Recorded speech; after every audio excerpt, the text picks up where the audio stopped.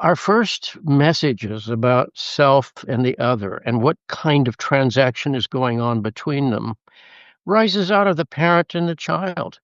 Do I feel supported by that other? Do I develop a capacity to trust that other? Life is a series of broken attachments, and obviously, at some point, we have to be separated enough to have our own resources developed so we can set off into life and create our own journey and so forth. But it's interesting how these basic axes of value are going on in the child and his or her desperate need to make sense of life because our survival and well-being depends upon it, of course. And can I approach you? Do I need to keep my distance from you? Are you reliable? Are you unpredictable? Are you invasive and punitive? Are you remote, disconnected? And not only am I trying to make those evaluative choices about you, the other, in this case, the infant and the child, or the toddler and the child, but I also internalize that experience as often a statement to me about me. If I've received that sense of security and relative reassurance about life, then I'm more likely to internalize that as feelings of worth, legitimacy, and capacity not only to trust you, but perhaps trust myself. If, however, that message has been something else, I internalize that story as well. So, for example, if the other is preoccupied, they're fatigued, they're sad, they're depressed, they're tied up with their own issues, understandably, but the child doesn't understand that. So it internalizes that as a statement to me about me to say, well, so what's wrong with me? Why do I not merit? Again, I'm making this the adult's language, but the child is having to solve these problems with its very limited resources. And one of the characteristics of this particular animal is we're the story making animal. So we make stories about our experience. And maybe my story is, well, don't ask for much or don't get near that person because you're just going to be disappointed.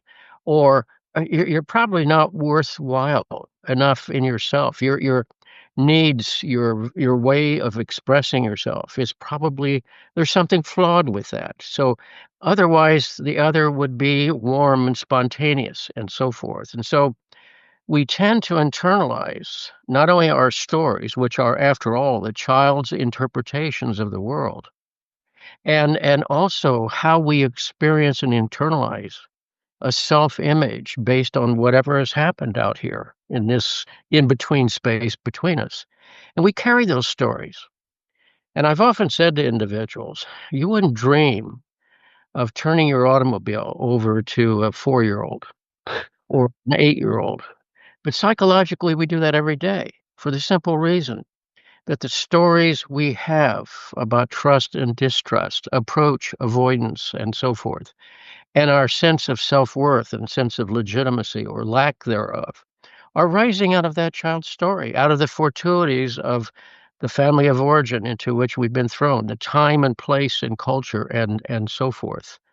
I happened to mention when we first met a few moments ago, this is one of my favorite scenes, the White Cliffs of Dover, because when I was a child, during World War II, even though I was in America's heartland and totally safe, I knew that the world was unsafe. I was internalizing the anxiety of my parents and the neighborhood in which I lived. And the song, The White Cliffs of Dover, was one of my favorite songs as a child.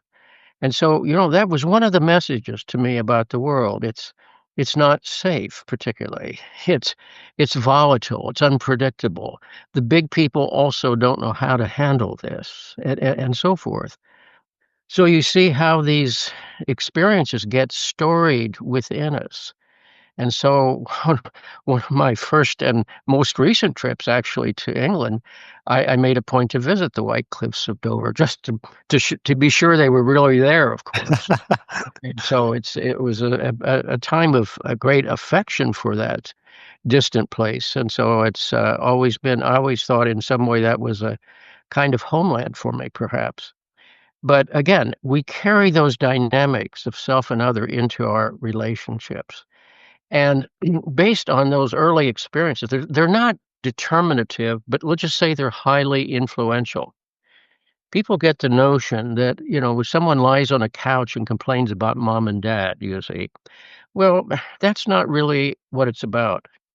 On the other hand, from whence come our earliest stories, the ones that are at the foundation of our sense of self and sense of other? Are they really conscious? Have we been able to define them and separate from them sufficiently? Or are they still playing a role in our relationships? Freud put it very succinctly once, and he said, when a couple goes to bed, it's crowded already. He said there's six people there, both sets of parents of the two lovers.